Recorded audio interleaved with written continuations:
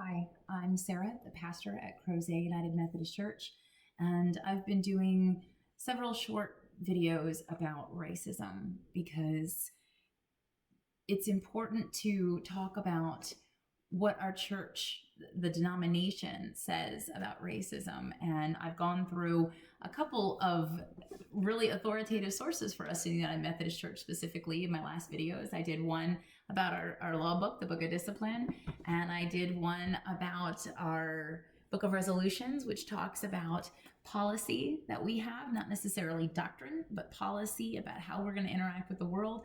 And today I want to share with you some of the failures that we have had as the United Methodist Church. And one of the biggest ones for me is the creation of the African Methodist Episcopal Church. If you go back to the beginning of Methodism, you find that some Anglicans, especially the Anglican priests John and Charles Wesley, they had a friend, George Whitefield, who was a Presbyterian. They were in Oxford, England, and they were known as the Oxford Methodists. It was meant to be a pejorative term, making fun and mocking the fact that they were so methodical about how they would practice their faith outside of Sunday morning worship.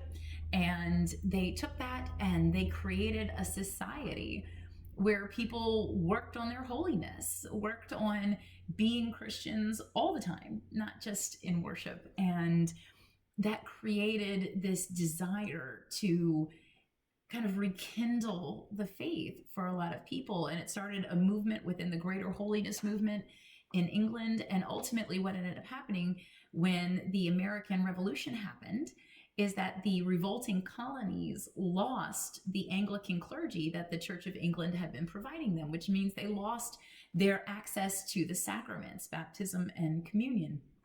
And John Wesley thought this was atrocious, that you can't keep those things from people, that they need those tangible signs of inward grace and God's love and forgiveness, and that it helps to sustain and sanctify them. And so he did something radical. He, in extreme necessity, ordained two bishops, Thomas Coke and Francis Asbury, and sent them here to the United States. And Methodism took root here, and it did very well. And unfortunately, I'm going to share with you what happened after that point. And it happened here in this country. And what ended up happening was that racism manifested itself in the antecedent, the part of Methodism that came before the creation of the United Methodist Church in 1968. And this comes directly from the African Methodist Episcopal Church's website under their history. It says that it grew out of the Free African Society, which Richard Allen, Absalom Jones, and others established in Philadelphia in 1787. And they had to because of something horrific. It said, when officials of St. George's Methodist Episcopal Church pulled blacks off their knees while praying, Free African Society members discovered just how far American Methodists would go to enforce racial discrimination against African Americans. Hence, these members of St. George's made plans to transform their mutual aid society into an African congregation, although most wanted to affiliate with the Protestant Episcopal Church. Allen led a small group who resolved to remain Methodists. And in 1794, Bethel African Methodist Episcopal was dedicated with Allen as pastor to establish Bethel's independence from interfering white Methodists. Allen, a former Delaware slave, successfully sued in the Pennsylvania courts in 1807 and in 1815 for the right of his congregation to exist as an independent institution. Because Black Methodists in other Middle Atlantic communities encountered racism and desired religious autonomy, Allen called them to meet in Philadelphia to form a new Wesleyan denomination, the African Methodist Episcopal Church. And it's horrifying to me to know that this is the history of the church that I love, into which I was born and baptized, into which I was confirmed and have been a member. to which I have been ordained and to which I serve, that while people who were darker than me were on their knees praying, white leaders pulled them up and cast them out. And they loved the principles of Methodism so much that they wouldn't leave it. And instead, they desired to stay true to the very same doctrine and the very same theology that I and Methodists like me all over the world love. And this very simple history speaks to their pain and their fear and their continued persecution and their suffering.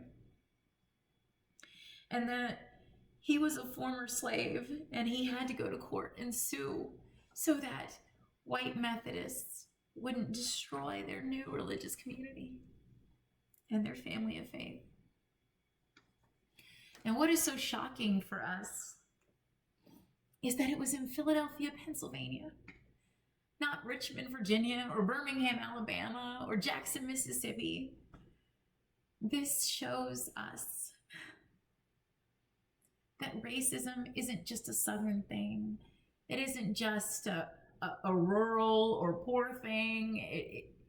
It is part of the very fabric of this country. And we need to recognize that so that we can fix it. People should not experience humiliation and persecution for practicing their faith because they are darker than this. And they shouldn't have to fear for their lives. They shouldn't have to fear that they will be re-enslaved. They shouldn't have to fear economic servitude, economic poverty, social destruction, persecution, prejudice, because of this. And the African Methodist Episcopal Church still exists. And it is a constant reminder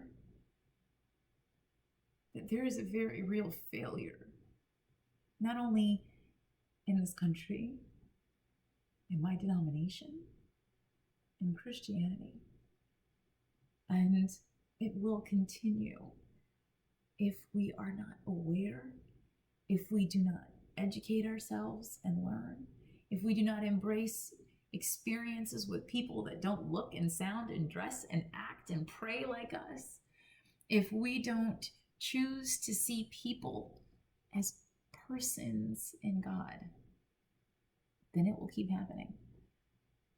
And we have to start changing how we feel here and here so that we can be empowered and courageous enough to change it in law books, in our practice, in the way that we work, in the way that we teach, in the way that we educate, in the way that we exist.